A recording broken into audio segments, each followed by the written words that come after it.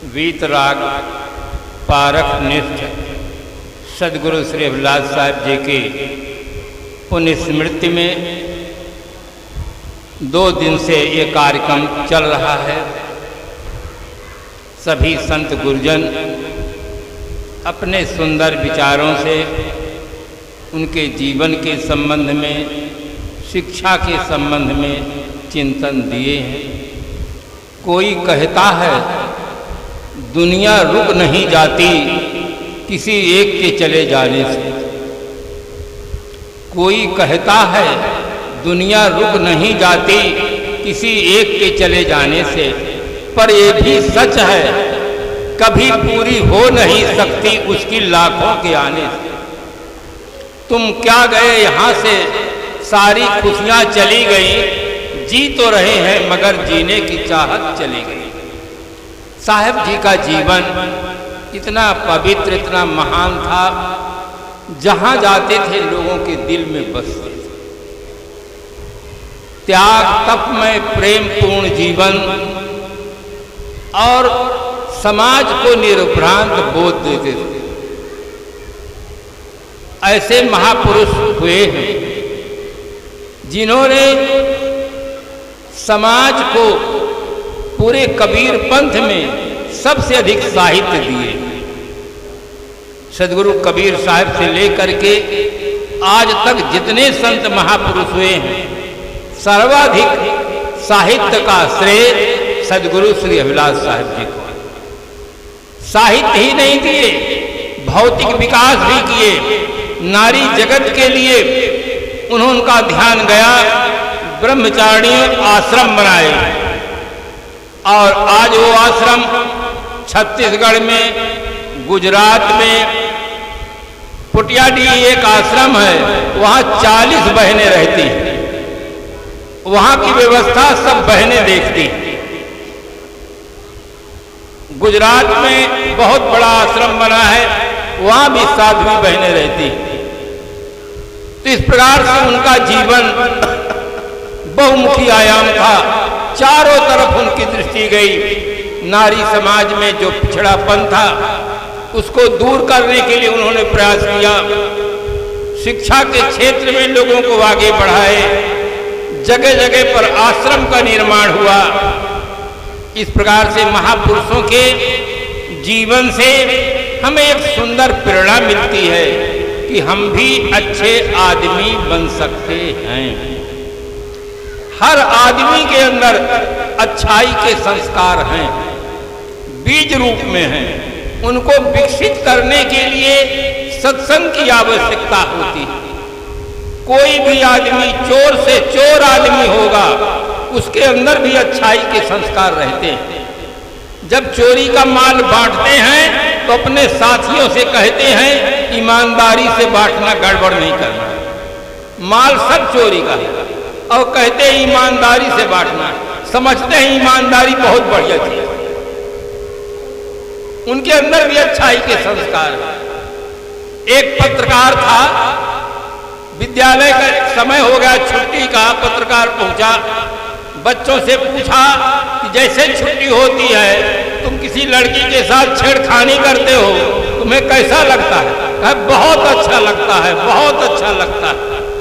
पत्रकार ने फिर पूछा कि मान लीजिए छुट्टी हो गई है, तुम्हारी बहन है, पढ़ रही है, उसके साथ छेड़खानी कोई कर रहा है और तुम पहुंच जाते हो, तुम्हें कैसे लगेगा? कहा गोली मार देंगे। कहा जिसके साथ तुम छेड़खानी करते हो वो भी किसी की बहन है, किसी की पुत्री है, और दोहरा मानदंड रखते हो। अपने बहन के साथ जो छेड़खानी करता है उसको तुम गोली मारने के लिए तैयार हो, और दूसरे बहन के साथ तुम अत्याचार करने के लिए तैयार। अच्छाई के संस्कार मानव मात्र में है।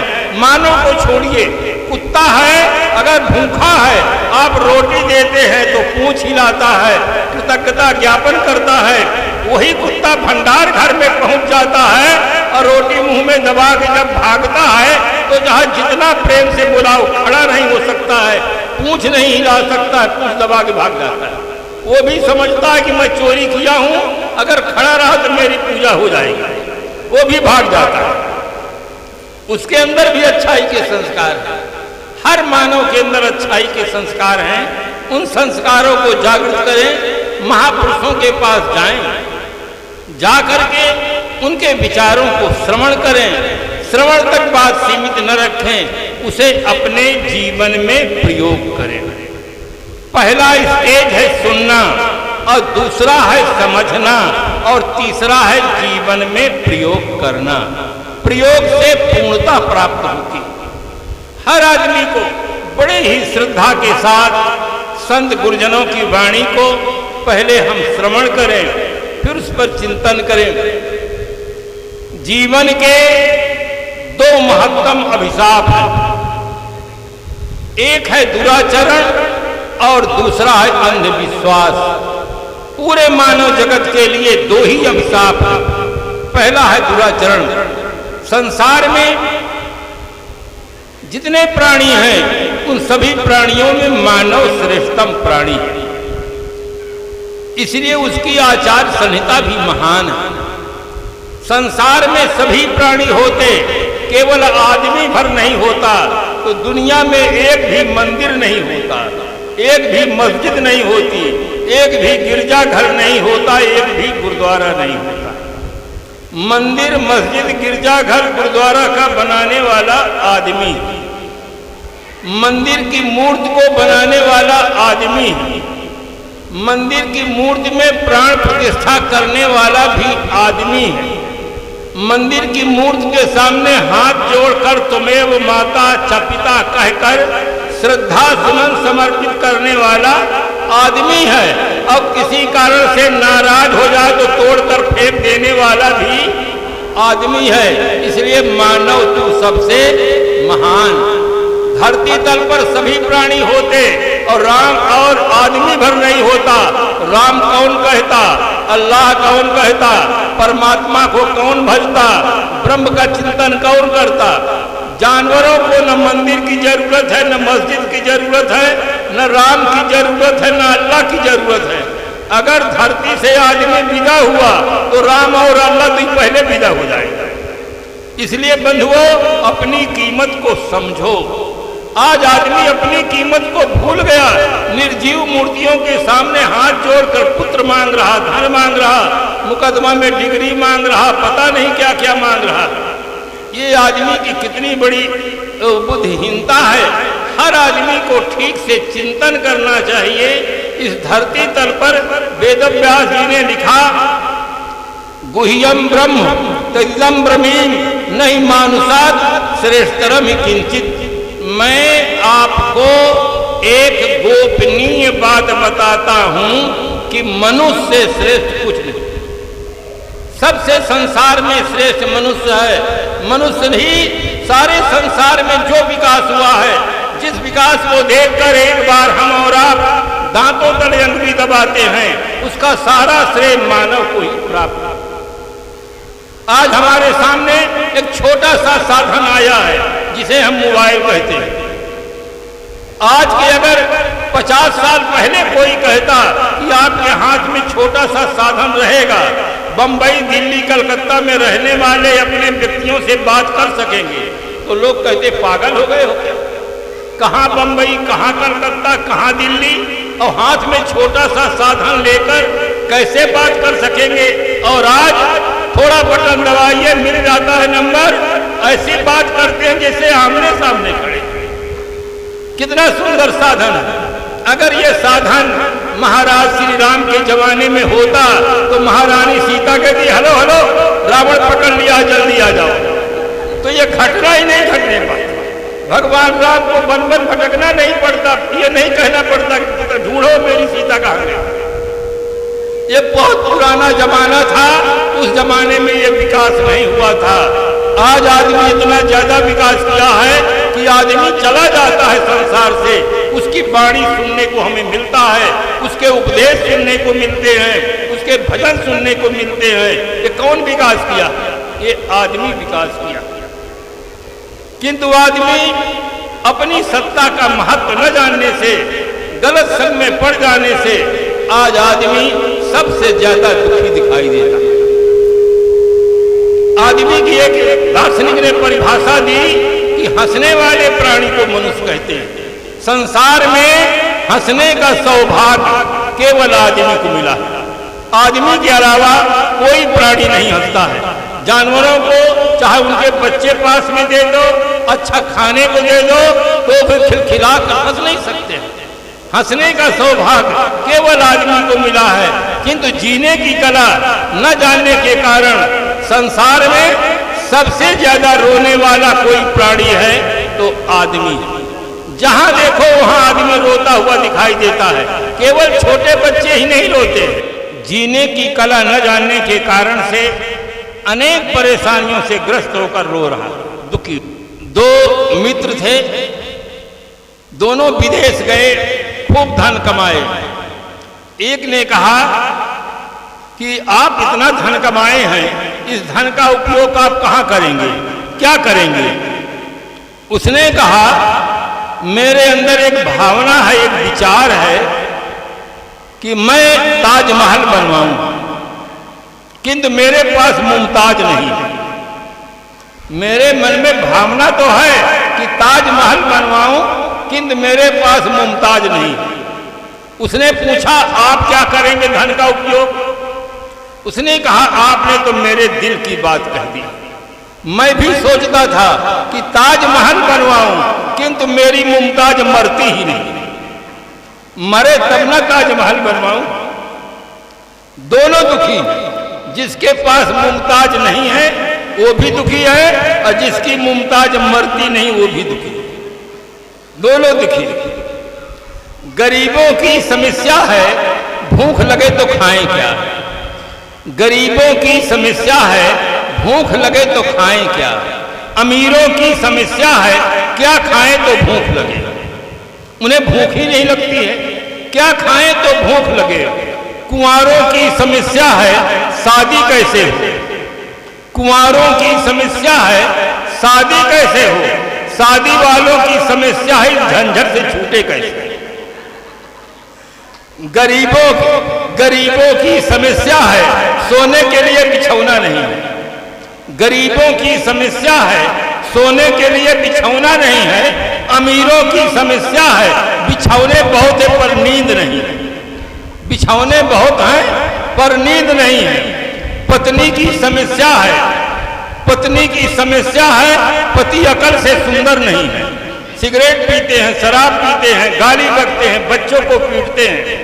पत्नी की समस्या है पति अकल से सुंदर नहीं है, और पति की समस्या है पत्नी शकल से सुंदर नहीं। सबके पास समस्याएं हैं। समस्या का समाधान आदमी ही करेगा, कोई ऊपर वाला नहीं आकर करेगा।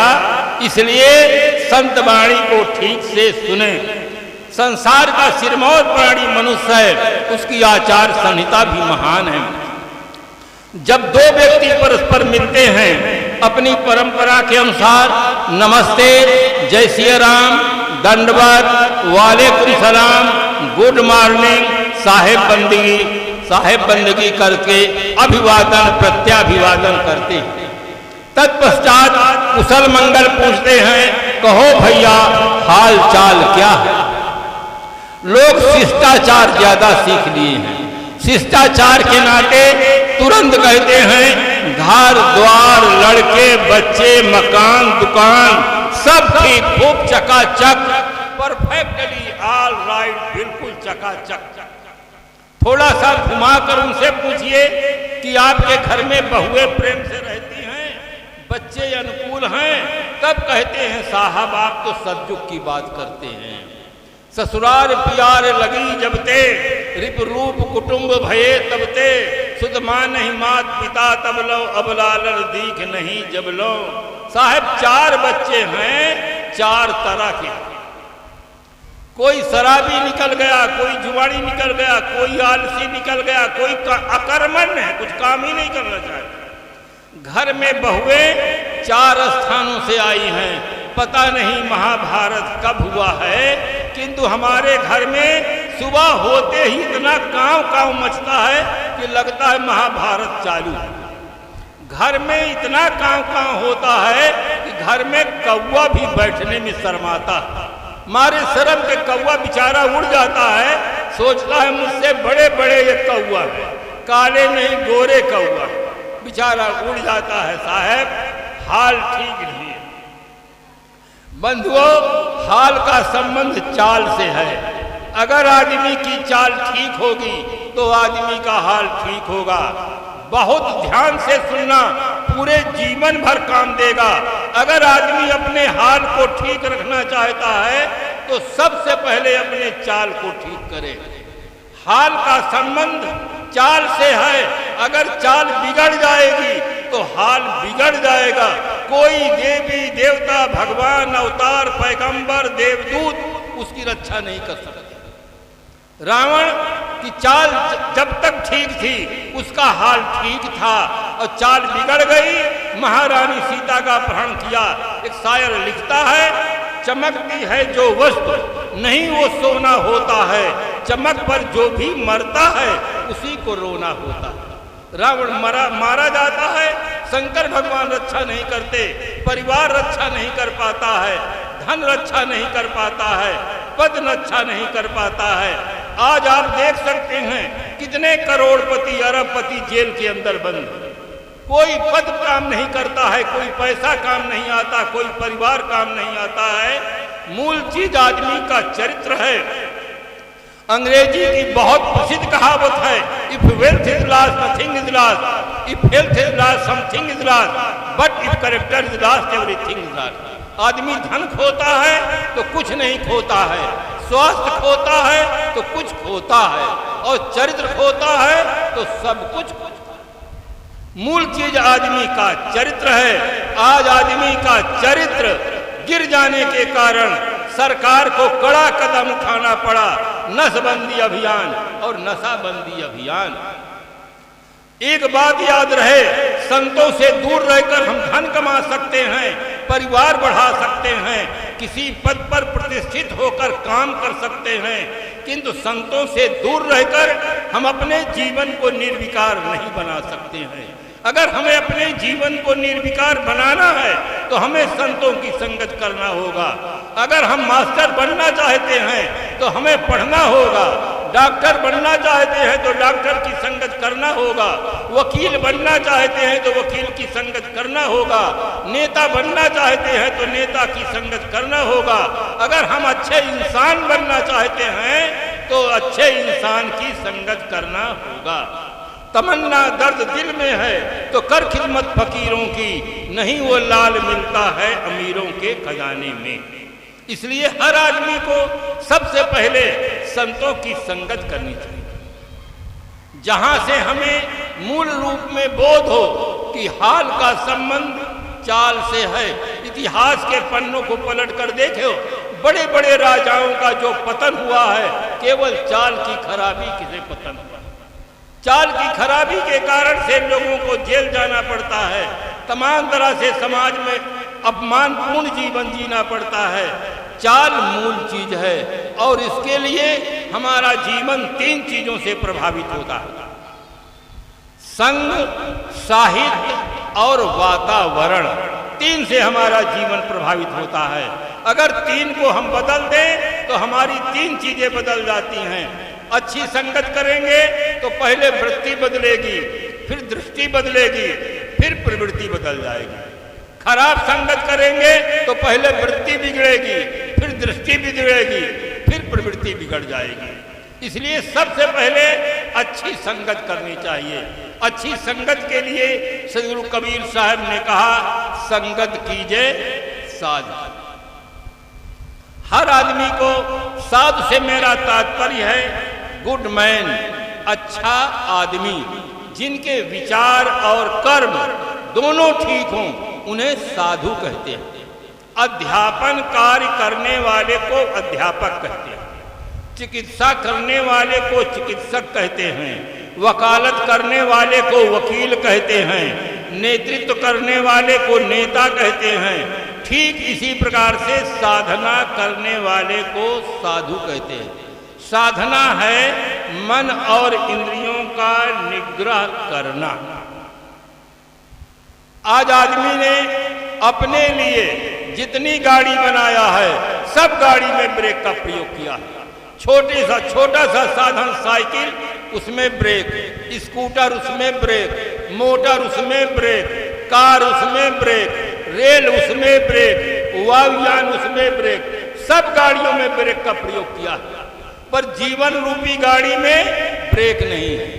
बिना ब्रेक के आदमी ने गाड़ी हाँक दिया, इसीलिए एक्सीडेंट हो गया है। जनसंख्या वृद्धि की समस्या पैदा हो गई है, अपहरण की समस्या पैदा हो गई है, बलात्कार की समस्या पैदा हो गई है, दुर्व्यसन की समस्या पैदा हो गई है, भ्रष्टाचार की समस्या पैदा हो गई है। ये सारी समस्याएं जो पैदा हुई हैं, ये जीवन रूपी गाड़ी में ब्रेक न होने से। ब्रेक से तात्पर्य है संयम, कंट्रोल। हर गाड़ी में आदमी ब्रेक और लाइट का प्रयोग कर रहा है, पर जीवन रूपी गाड़ी में ब्रेक और लाइट दोनों नहीं है, इसलिए आदमी अंधेरे में जी रहा है, उसके जीवन में लाइट भी नहीं। मेरा कार्यक्रम एक कॉलेज में था, मैं सामने पर जो व्यक्ति बैठे थे उनसे पूछा कि आप कौन हैं? उन्होंने कहा कि हम मास्टर। मैंने कहा मास्टर पढ़ने के बाद आप बने हैं, पढ़ने के पहले तो आप थे? कहे हाँ। मैंने कहा वही असली बात बताइए। तो कहे मैं नाम बता दूं? मैंने कहा मैं नाम आपका पूछता ही नहीं पहले नाम है कि आप हैं? थोड़ी देर रुक करके कहा पहले मैं हूं। नामकरण बाद में होता, छठे दिन होता है, पहले व्यक्ति होता है, नाम बाद में होता है। मैंने कहा नाम ना बताइए, नाम के पहले जो थे आप वो बताइए। फिर चुप हो गए। फिर उन्होंने कहा मैं ब्राह्मण हूं। मैंने कहा मैं आपकी जाति नहीं पूछता हूं, ना आपकी जाति पूछता हूं, ना आपका नाम पूछता हूं, ना आपका पद पूछता हूं। मास्टर एक पद है, जाति आप ब्राह्मण हैं, नाम अपना बताते हैं। मैं तीनों को नहीं पूछता हूं, मैं आपको पूछता हूं कि हु आर यू, तुम कौन हो, बस इतना बताइए नहीं। तब उन्होंने कहा अगर नाम नहीं पूछते, जाति नहीं पूछते, पद नहीं पूछते, तो हमें कुछ पता ही नहीं कि हम क्या चीज। ये उनका उत्तर है जो अपने को मास्टर कहते हैं। आज आदमी कितना अंधेरे में जी रहा है, अपने को ही नहीं जानता है कि मैं क्या चीज हूं। इसीलिए सदगुरु कबीर साहब की याद आती है।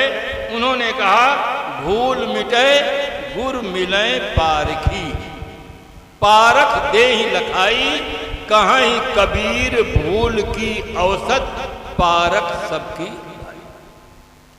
भूल की औसत गुर मिले पारखी, पारखी गुरु मिले तो भूल मिट सकती है। रविवार का दिन था, कुछ महिलाएं अपनी सहेलियों के पास मिलने के लिए जाती, नमस्कार करती हैं, कुशल मंगल पूछती हैं। कुशल मंगल पूछने के पश्चात एक सहेली ने पूछा कि आपके पति देवता कैसे हैं? उन्होंने कहा पति देवता तो अच्छे हैं, परंतु, ये परंतु बहुत खतरनाक शब्द। एक छात्र का पिता निवेदन कर रहा था, गुरुजी हमारे बच्चे को सब कुछ पढ़ाना, किंतु लेकिन परंतु बट अगर मगर तगर नहीं पढ़ाना। कहें क्यों? ये तो कंजंक्शन है, दो वाक्यों को जोड़ता है। नहीं गुरुजी, जोड़ने के साथ साथ तोड़ता भी। महाराज जी आपका शुभागमन तो सुने थे, परंतु फुर्सत नहीं मिली। परंतु कह करके वो परंतु बहुत खतरनाक शब्द। कहे परंतु क्या है? जब आपके पतिदेव अच्छे हैं तो परंतु क्या है? क्या सिगरेट पीते हैं? कहे नहीं। शराब पीते हैं? कहे नहीं। अंडा मुर्गी खाते हैं? नहीं। तुम्हें गाली देते हैं, मारते हैं? कहे नहीं। फिर परंतु क्या लगाती हो? जब अच्छे हैं तो परंतु क्यों लगाते हो? कहे परंतु है वो भूल जाते हैं। मैं लिख करके देती हूं कागज में कि इतना सामान बाजार से लाना है, पैसा बराबर देती हूं, आधा सामान आता है, आधा नहीं आता है। फिर जब मैं पूछती हूं कि आप सब सामान क्यों नहीं लाए? कहे मैं भूल गया। कागज क्यों नहीं देखे? कहे मैं भूल गया। ये भूलने की बीमारी उनकी बहुत है। ये जिंदगी मेरी कैसे कटेगी ये मैं सोचती हूँ, लिख करके देती हूँ, पैसा पूरा देती हूँ, फिर भी आधा सामान आता है। पूछने पर कहते मैं भूल गया। मेरे सामने बड़ी समस्या है। उसने कहा तुम्हारे सामने कोई समस्या नहीं, समस्या तो मेरे सामने। कहे बहन आपके सामने क्या समस्या है? उन्होंने कहा कि रविवार का दिन था, उनके मित्र आए। मित्र ने कहा हम 6 दिन ऑफिस में रहते हैं, शुद्ध हवा नहीं मिलती है, आज छुट्टी का दिन है, किसी पार्क में चलें शुद्ध हवा लेने के लिए, टहले घूमें, आज कोई ड्यूटी नहीं है। तो वे अपने मित्र के साथ पार्क में घूमने के लिए चले गए। कुछ देर बाद मेरी सहेली आ गई। उसने पूछा कि घर में सब दिखते हैं, घर मालिक नहीं दिखते हैं। मैं साफ साफ बता दी कि उनके मित्र आए थे, मित्र के साथ वो पार्क में घूमने के लिए चले गए। तो मेरी सहेली कहती है बहन फिर हम आप बैठ के यहाँ क्या करेंगे, चलो हम भी चलते हैं किसी पार्क में घूमने के लिए। संजोग से जिस पार्क में वे गए थे उसी पार्क में मैं भी चली गई घूमने के लिए। सहेली के साथ घूम रही थी, जैसे उनकी निगाह मेरी तरफ जाती है, उन्होंने कहा बहन जी नमस्ते, तुमको कहीं देखे हैं ख्याल नहीं होता। शादी हुए 10 साल बीत गया, 10 साल से एक साथ रहते हैं और अभी भी कहते बहन जी नमस्ते, तुमको कहीं देखे ख्याल नहीं होता। बताओ तुम्हारे सामने समस्या है कि मेरे सामने समस्या? तुम्हारे पति देवता तो केवल सामान भूलते हैं, अब मेरे पति देवता तो मुझे ही। ये 2 भूलन लाल है, संसार में तीसरा भी भूलन लाल है। वो सबसे बड़ा भूलन लाल है जो अपने आप को भूल जाता है कि मैं क्या हूं, अपने को ही नहीं जानता है, वो सबसे बड़ा भूलन लाल है। देह को मैं मानना सबसे बड़ा ये पाप है, सब पाप इसके पुत्र हैं, सब पाप का ये बाप है। आदमी की सबसे बड़ी भूल है अपने आप को शरीर मानता है। मकान में रहने वाला मकान नहीं होता है, गाड़ी का चलाने वाला गाड़ी नहीं होता है, मकान में रहने वाला मकान मालिक होता है। मकान मालिक अलग चीज है और मकान अलग चीज है। मकान मालिक दावा करता है कि ये मकान मेरा है, किंतु आज तक किसी मकान ने दावा नहीं किया है कि ये मालिक मेरा है, क्योंकि मकान जड़ है, उसमें ज्ञान नहीं है, वो दावा नहीं कर सकता है। मालिक चेतन है।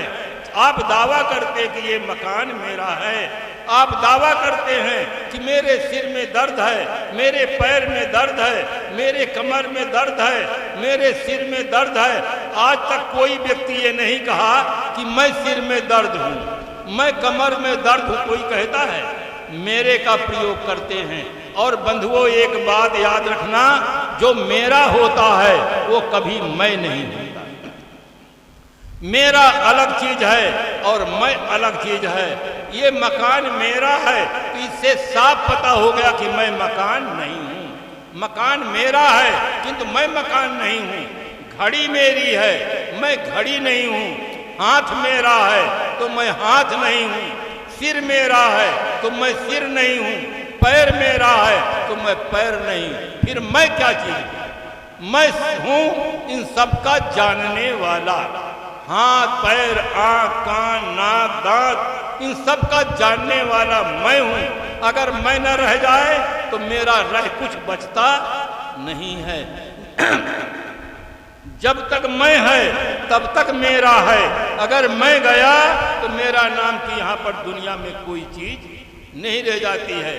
गणित आप पढ़ते हैं, गणित में एक अंक के पश्चात दाहिने तरफ जीरो लगा देते हैं तो उसका मूल 10 गुना बढ़ जाता है। एक जीरो और लगा दिए 100 हो गया, एक जीरो और लगा दिए 1000 हो गया, एक जीरो लगा दिए 10,000 हो गया। जितने जीरो बढ़ाते जाते हैं 10 गुना मूल बढ़ता चला जाता है। किंतु एक को हटा दे तब सैकड़ों जीरो लगा दे, एक को हटा दे, उनका अपने आप में कोई मूल नहीं रह जाता है। इसी प्रकार से हमारे और आपके शरीर में एक चैतन्य सत्ता है, जीव सत्ता है। वो सत्ता है तो आंख का महत्व है, कान का महत्व है, हाथ का महत्व है, पैर का महत्व है, शरीर के सारे अंगों का महत्व है। अगर एक चला गया सब जीरो पॉइंट में चले जाते हैं। लोग अपनी परंपरा के अनुसार कोई इसको जला देता है, कोई जमीन में दफना देता है, कोई पानी में छोड़ देता है। एक पारसी जाति होती है, वो मैदान में रख देती है, चील कील कौवे खा जाती है। अगर एक अंदर वाला निकल गया, भीतर वाला चला गया, तो बाहर वाले का कोई मूल्य नहीं रह जाता है। इसलिए बंधुओं, बहुत बड़ा सौभाग्य है आप सबका कि यहाँ पर आश्रम बन रहा है, संत रह रहे हैं, आपको उस सत्ता का बोध दे रहे हैं जिसके होने से सब हो रहा है, जिसके न होने पर सब बंद हो जाता है। उस सत्ता का बोध देने वाले संत होते हैं। संत सम्राट संत कबीर साहब ने कहा, बीजक वित्त बतावे जो विद गुप्ता हो, ऐसे शब्द बतावे जीव को बूझे बिरला। किसी प्रकार का पक्ष नहीं होना चाहिए, निष्पक्ष हो करके सत्य का अनुसंधान करो। ये शब्द हैं, एक वस्तु के बोध के लिए अनेक भाषाओं में अनेक शब्दों का प्रयोग होता है। हमारी भारतीय परंपरा में उसको राम कहा गया राम बोलो भाई राम, राम नाम सत्य है, अंत में सबकी यही गत्य है। कोई नहीं कहता कि शरीर सत्य है। लोक में मान्यता है जो दिखे सो सच और न दिखे सो झूठ, किंतु वास्तविकता ये है जो दिखे सो झूठ और न दिखे सो सच। आत्मा दिखता नहीं है किंतु वही सच है, शरीर दिखता है वही झूठा है। इसलिए उसको राम कहा।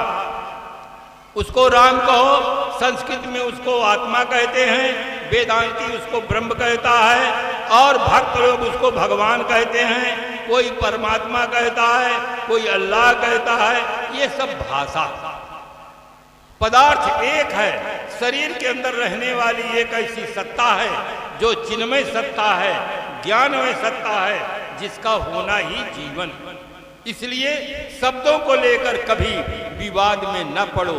कोई राम कहता है, कोई अल्लाह कहता है, कोई गॉड कहता है, कोई ब्रह्म कहता है। ये शब्दों को लेकर जो विवाद करते हैं वे समझदार नहीं होते। जैसे एक पिता था, उसके 2 बच्चे थे, दोनों बच्चे प्राथमिक शाला में पढ़ते थे। सुबह का समय था, छोटे भाई ने कहा, गुरुजी ने पढ़ाया है 6 धन 4 बराबर 10 होता है। बड़े भाई ने कहा, तुम बेवकूफ, तुम्हारे गुरु बेवकूफ। हमारे गुरु प्रधानाचार्य हैं, उन्होंने पढ़ाया है 8 धन 2 बराबर 10 होता है। दोनों भाई बहस में उतर गए। छोटे भाई ने कहा, हम अपने गुरु की बात मानेंगे, आपके गुरु की बात नहीं मानेंगे। बड़े भाई ने कहा, तुम्हारे पास इतनी समझ नहीं है कि सहायक अध्यापक बड़ा होता है कि प्रधानाचार्य बड़ा होता है। प्रधानाचार्य जी ने पढ़ाया है 8 धन 2 बराबर 10। दोनों भाई बहस में उतर गए। पिताजी अंदर से सुन रहे थे, बाहर आ गए और पिताजी ने कहा, बेटा बहस क्यों करते हो, चुपचाप अपना काम करो। छोटे भाई के स्वाभिमान को धक्का लग गया था, दुखी था। उसने कहा, पिताश्री, भाई साहब का दुस्साहस देखिए, हमें और हमारे गुरु को बेवकूफ बताते हैं। अरे जब हमारे गुरुजी ने पढ़ाया है 6 धन 4 बराबर 10 होता है, तो हम अपने गुरु की बात माने कि इनके गुरु की बात माने। बड़े भाई ने तुरंत कहा, पिताजी, इसके पास इतनी भी अकल नहीं है कि सहायक अध्यापक बड़ा होता है कि प्रधानाचार्य। हमारे गुरु प्रधानाचार्य हैं, उन्होंने पढ़ाया है 8 धन 2 बराबर 10 होता है। ये अपने गुरुजी की रट लगाता है, हमारे गुरुजी की बात ही नहीं मानता। दोनों की बातों को सुन करके पिता ने मुस्कुराते हुए कहा, बेटा, न तुम बेवकूफ न तुम्हारे गुरु बेवकूफ। बेवकूफ तो मैं हूं जो 2 बेवकूफों को पैदा किया। अगर मैं बेवकूफ नहीं होता तो तुम 2 बेवकूफों का जन्म ही नहीं होता। सुकरात ने एक बहुत सुंदर वाक्य लिखा, all men are fool, I am a wise man, because I know I am a fool. सभी मूर्ख है, मैं अकेला बुद्धिमान हूं क्योंकि मैं जानता हूं कि मैं एक मूर्ख आदमी हूं। इसलिए बंधुओं, मानसिक स्थिति को ठीक करो। आज आदमी आर्थिक स्थिति को ठीक करने के लिए बहुत प्रयास कर रहा है, कल कारखाना लगा रहा है, व्यापार कर रहा है, सर्विस कर रहा है, खेती में कर रहा है, आर्थिक स्थिति अच्छी हो, किंतु मानसिक स्थिति अच्छी हो इसकी तरफ उसका ध्यान नहीं गया। अब आर्थिक स्थिति चाहे जितनी अच्छी हो, अब मानसिक स्थिति अच्छी न होगी तो कोई आदमी सज्जन नहीं हो सकता है, परिवार का एक अच्छा सदस्य नहीं हो सकता है, राष्ट्र के लिए एक अच्छा नागरिक नहीं हो सकता है। सबसे ज्यादा जरूरी है आदमी की मानसिक स्थिति ठीक रहे। आज मानसिक स्थिति बिगड़ गई है, तभी हमारे देश में कितना अत्याचार हो रहा है। पढ़ने वाली छात्राओं के साथ अत्याचार हो रहा है, नारी जगत के साथ अत्याचार हो रहा है। क्यों? लोगों की मानसिक स्थिति बिगड़ गई। मानसिक स्थिति का ठीक होना बहुत जरूरी है। एक सास और बहू, पारिवारिक जीवन में दो महत्वपूर्ण तत्व हैं, सास और बहू, पति और पत्नी, माता और पिता, ये सब महत्वपूर्ण तत्व हैं। दोनों के विचारों में अंतर था। बहू रानी का एक छोटा सा बेटा था, दूध पीने वाला बच्चा था, उसको कहीं बाहर जाना था। उसे कहने लगी कि माँ दिन भर मेरे बच्चे को संभालना, मैं शाम के आ जाऊंगी, मुझे कई गाड़ी बदलना पड़ेगा, इस बच्चे को लेकर मेरी भी समस्या रहेगी, बच्चे को भी समस्या रहेगी, समय से न भोजन मिलेगा न पानी मिलेगा, बच्चा परेशान होगा, मैं परेशान होंगी, केवल दिन भर संभालिए, फिर शाम के मैं आ जाऊंगी। सास के अंदर भाव नहीं था, उसने कहा ले जा, मैं तेरे बच्चे को नहीं संभालूंगा। फिर कहने लगी माँ बच्चा भी परेशान होगा, मैं भी परेशान होंगी, छोटा सा बच्चा है, दिन में संभालो, शाम के मैं आ जाऊंगा। तुरंत इनकार करते, नहीं मैं नहीं संभालूंगा। अंदर में जब प्रेम नहीं होता है तो कोई आदमी काम नहीं करना चाहता है। मिलना मंजूर तो बंबई नहीं दूर, अब मिलना ना मंजूर तो चौखट बड़ी दूर। भीतर प्रेम नहीं है। सास से निवेदन करती है बहू रानी, किंतु सास झड़प के साथ कह देती है तू ले जा अपने बेटे को, मैं नहीं संभालूंगा। तब बहू रानी एक बात कह देती है, मैं कल बताया था कि बात में बड़ी ताकत होती है। दो टूटे हुए हृदयों को जोड़ देने की क्षमता बात में होती है, दो मिले हुए हृदयों को तोड़ देने की क्षमता भी बात में होती है। सास बार बार कह रही है तू ले जा अपने बेटे को, मैं नहीं संभालूंगी।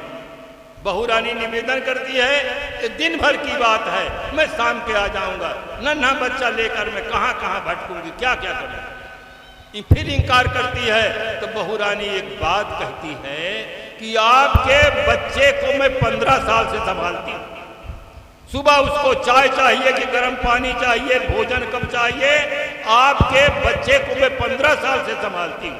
अब आप मेरे बच्चे को एक दिन के लिए इंकार करती हो। इतना सुनते ही सास के भीतर परिवर्तन हो गया। अच्छा जा, मैं तेरे बेटे को संभालूंगी। ऐसी बात कह दी, तेरे बेटे को मैं 15 साल से संभालती हूँ, अब मेरे बेटे को एक दिन के संभालने में तुम्हें इतराज हो रहा है। बात में बड़ी विलक्षण शक्ति होती है। मानसिक स्थिति बदल जाए तो आदमी नरक को स्वर्ग बना सकता है। आदमी के पास बहुत बड़ी क्षमता है, वो बौद्धिक क्षमता है। अगर आदमी खराब आदमी हो, उसको स्वर्ग भेज दो तो स्वर्ग में जाकर नरक बना देगा, और अच्छे आदमी को नरक भेज दो तो वो स्वर्ग बना देगा। इसलिए आदमी को चाहिए कि अपनी शक्ति को पहचाने, अच्छी संगत करे, अच्छे साहित्य को पढ़े। आज आदमी अच्छे अच्छे व्यंजन तो खाना चाहता है, किंतु अच्छी पुस्तकों को पढ़ना नहीं चाहता है।